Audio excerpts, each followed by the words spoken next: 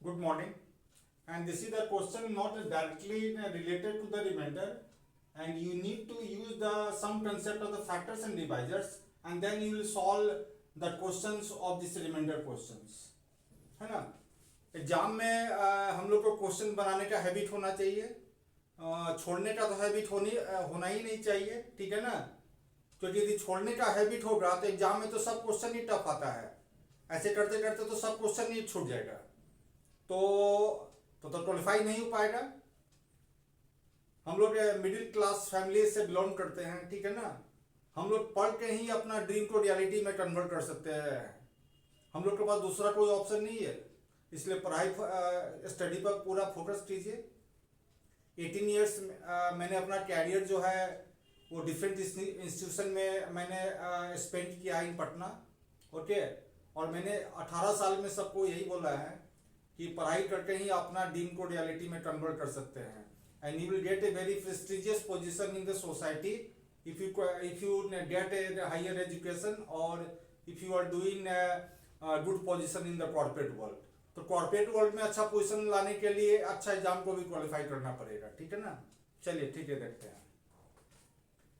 AB is a 2-digit number where A less than 2 and B greater than 1। AB जो है 2 digit का number है जो 2 से लेस देन होना चाहिए और B जो है ग्रेटर देन 1 होना चाहिए। AB का जो फैक्टर होना चाहिए वो सिर्फ 2 ही फैक्टर होना चाहिए। ये जो AB है ना वो 2 नंबर से ज्यादा नंबर से नहीं कटना चाहिए। और हम आपको बताए थे कोई नंबर सिर्फ 2 नंबर से कट रहा है तो वो प्राइम नंबर होगा, है ना। प्राइम नंबर है एडजेक्टिव फैक्टर, है ना, वही होता है ना।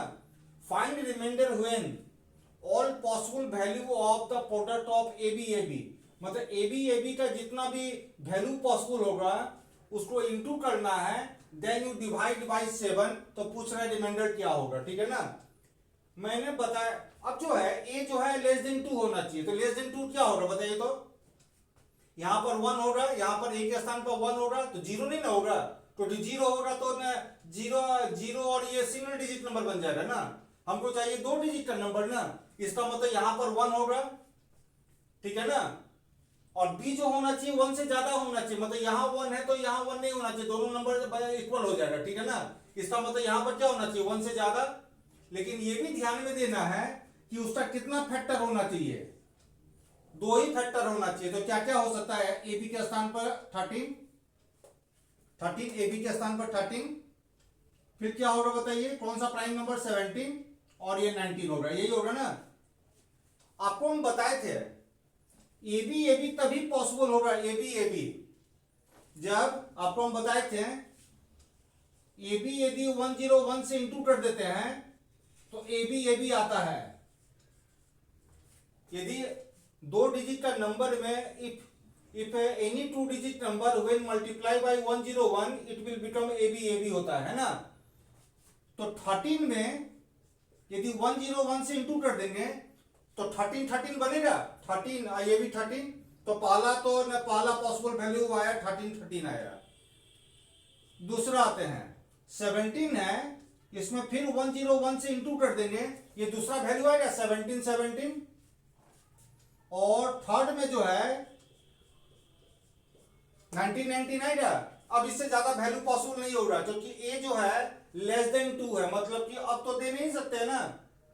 अब जो है ये 2 नहीं दे सकते, ये क्या देंगे, ये सिर्फ 1 ही देंगे ना। इसके बाद तो आ जाता है 23 आएगा। 23 में 23 का मतलब क्या, A जो है 2 हो जाएगा और बोला जाएगा क्या क्वेश्चन में, A जो है लेस देन 2 है, ठीक है ना।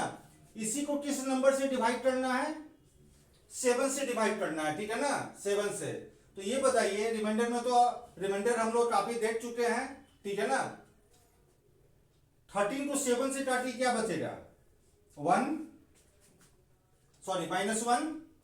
क्या बताए थे रिमाइंडर में, 7 इंटू 2 14 से आना 13 के पास, ऐसे भी बना सकते हैं। ये कितना होगा, 7 इंटू 14 होता है 98, क्या बच रहा है 3 बचा। यहां क्या बचा बताइए तो जरा, 7 इंटू 2 14 होता है, क्या बचा 3 बचा। यहां क्या बचेगा 3 बचेगा।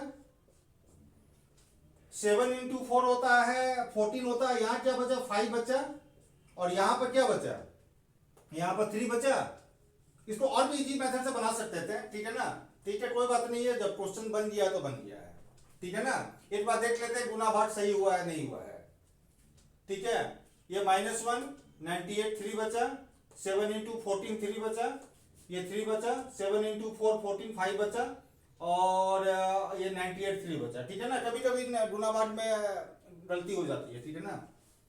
ये कितना 15 क्या बचेगा, रिमाइंडर 1 बचा यहाँ पर।